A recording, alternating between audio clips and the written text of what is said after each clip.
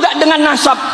Tidak usah buka kitab macam-macam, karena pelopor daripada pembegal-pembegal nasab itu mengatakan, walaupun ulama sedunia mengatakan nasabnya Bani Alawi itu sambung, saya tidak akan percaya. Ya wis, kalau dia mengaku keturunan Rasulullah tapi kerjaannya meres orang, nggak usah disungkem pak tangannya pak, tempeleng aja kalau perlu. Jadi ukuran manusia itu adalah moralnya. Ini bukan lagi soal identitas nasab. Ini bukan lagi soal sekedar obrolan warung kopi, melainkan menjadi sebuah arena baku hantam antara opini dan kebenaran. Karena klan Habib Alwi hingga detik ini nasabnya terus diperdebatkan dan dipertanyakan di halayak ramai. Ketika nama Ba'alawi disebut, langsung meledak, yang satu berteriak, itu adalah warisan suci. Jangan lagi disentuh oleh orang-orang yang akan membatalkan dari nasab klan Habib Ba'alwi. Sedangkan yang lainnya terus berteriak bahwa Ba'alwi bukan lagi menjadi cucu dari Nabi Yuna Muhammad. Yang lain nyengir sinis, kalau memang kuat kenapa takut untuk diuji dan diverifikasi bahwa Ba'alwi benar-benar nasabnya tersambung kepada Nabi Yuna Muhammad SAW. Dan yang satunya terus memberikan spekulasi agar klan Habib Ba'alwi hanya dari negeri bumi pertiwi yaitu Indonesia Raya, sahabat beriman semua. Spekulasi makin brutal. Ada yang bilang ini soal nasab, tapi yang lain bisik-bisik.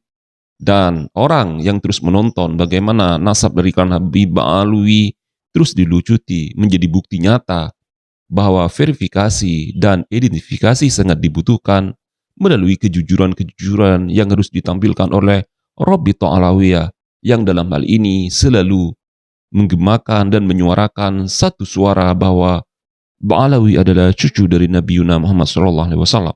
itu mengatakan, walaupun ulama sedunia mengatakan nasabnya Bani Alawi itu sambung, saya tidak akan percaya. Ya wis, gak usah direken, pongkon gak percaya. Kiai Hamid Pasuruan, Kiai Hamid Pasuruan, wali min aulia illah, dan saya yakin beliau juga sering sowan kepada Habib Soleh. Yakin, walaupun saya tidak nututi Habib Soleh ketika hidupnya, saya yakin, tapi karena antar para aulia mereka ada hubungan dekat yang luar biasa. Saya punya wali santri saya pak, itu seorang habaib bangsa Asekaf, rumahnya di Lumajang, wallahu alam beliau hadir atau enggak. Ketika abahnya diperintah Kiai Hamid untuk dakwah di satu tempat di desa, maka kemudian beliau dengar bahwa Kiai Hamid sudah 1 minggu lebih tidak menemui tamu.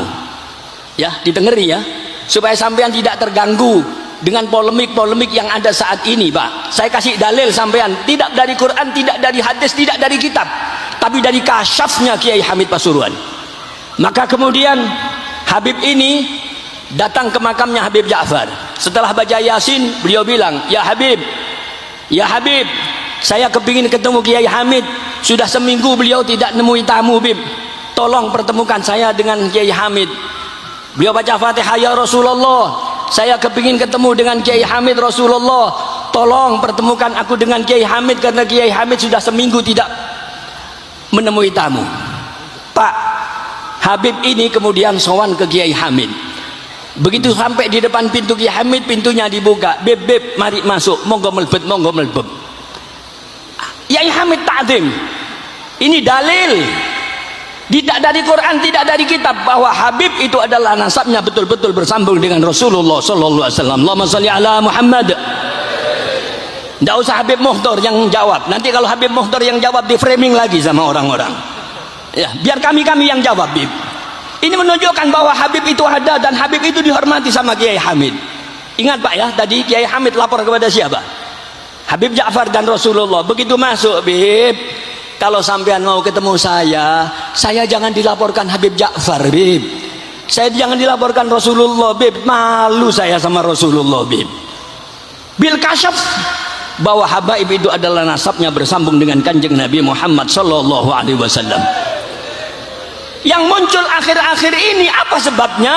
Adalah karena hasad. Dulu guru saya Habib Alwi Al-Idrus rahimahullah bin Salim di Malang, beliau mengatakan orang-orang yang menyerang para habaib itu mereka adalah karena sifat hasad, dan rata-rata mereka yang nyerang itu adalah sesama hidung mancung. Kalau sekarang tidak Pak, pesek-pesek melok menyerang sekarang ini. Pesek-pesek dengarkan ya, jangan ikut nyerang-nyerang, tidak usah ikut-ikut, ikuti para ulama-ulama seperti Kiai Hamid dan habaib-habaib kita, ulama-ulama kita yang dulu, yang sangat cinta dan takdimnya luar biasa kepada beliau-beliau. Allahumma sholli ala Muhammad. Dan tidak ada orang-orang yang jelek melebihi daripada orang-orang yang hasad. Sebagai penutup, senapa menit akik penutup sih. Sebagai penutup, suatu hari Pak, ini berangkatnya fenomena fitnah yang akhir-akhir ini muncul adalah karena sifat hasad, sifat iri. Iyyakum wal hasad fa innal hasada ya'kulul hasanat. Hati-hati dengan sifat hasad, iri kepada orang lain, karena orang yang punya sifat iri itu akan memakan pahala ibadahnya sendiri. Ada suatu hari Fir'aun, siapa yang tidak tahu Fir'aun? Oning sampai ada Fir'aun? Oning napa punten? Oning di dimana sampai ada Fir'aun me oning? Masya Allah, Fir'aun duduk-duduk di dalam rumahnya Pak, di dalam istanahnya, diketok pintunya, tok tok tok tok. Ya tak macam assalamualaikum Pak, sering tamu ya Fir'aun macam assalamualaikum. Kata Fir'aun, man fil bab, siapa yang ada di pintu? Katanya yang ketok pintu, iblis on. Ya gitu, ngaku-ngaku pangeran, on. Saya berada di balik pintu, kamu udah kelihatan, ngaku-ngaku pangeran. Kata Fir'aun, masuk iblis, mal'un, masuk.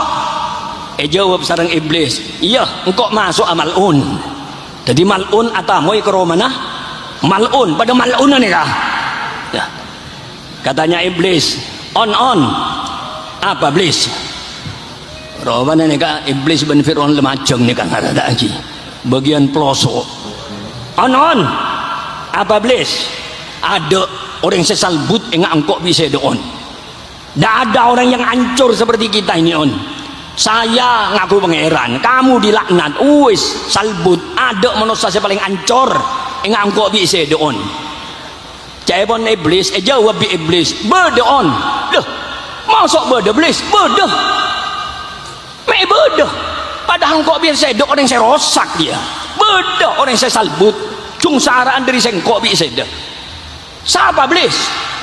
Katanya iblis, orang yang punya penyakit hasad, iri.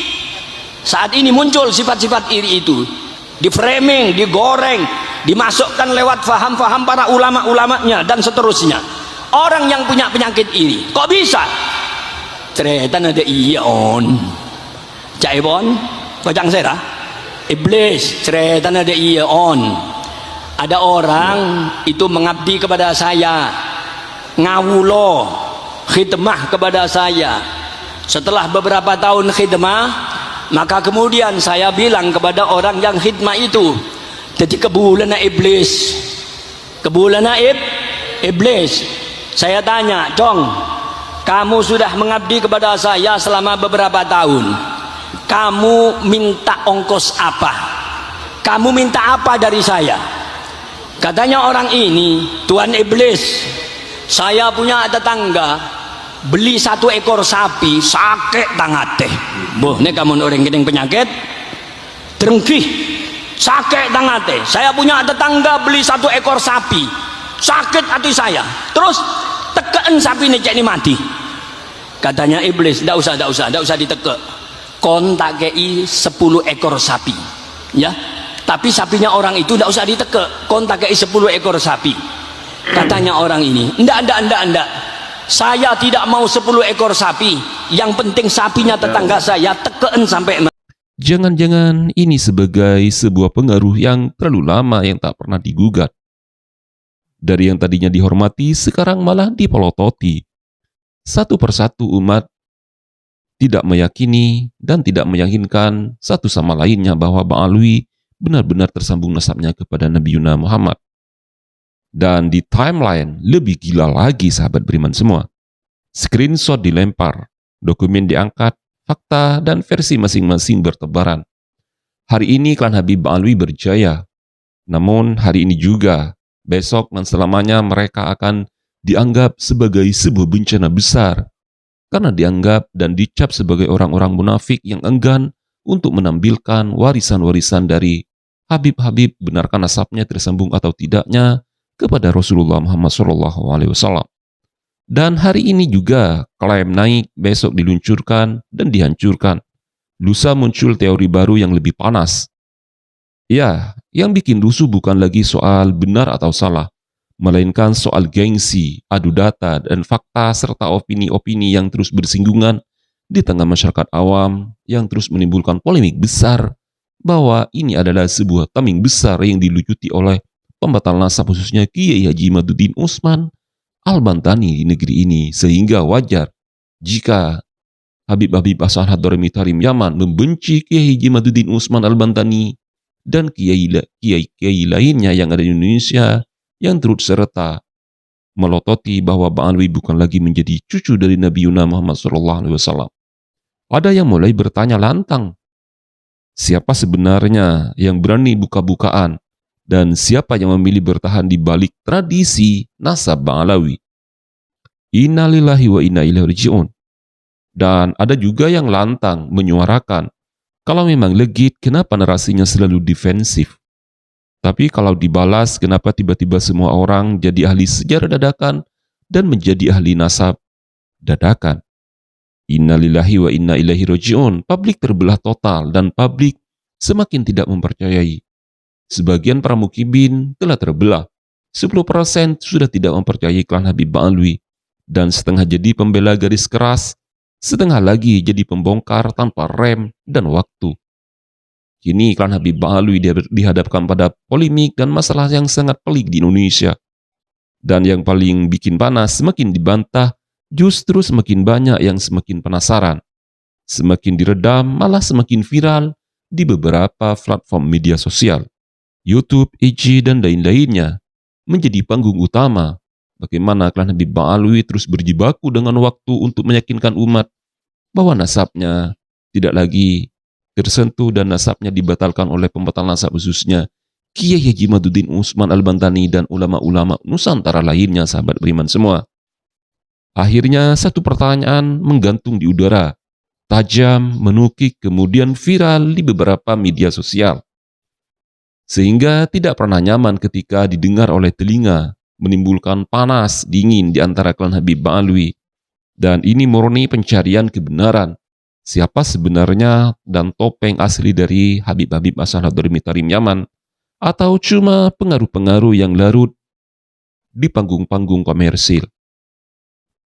Ba'alawi tidak lagi tersentuh oleh orang-orang yang kemudian membatalkan nasab dari Habib-Habib asal Hadrami Tarim Yaman.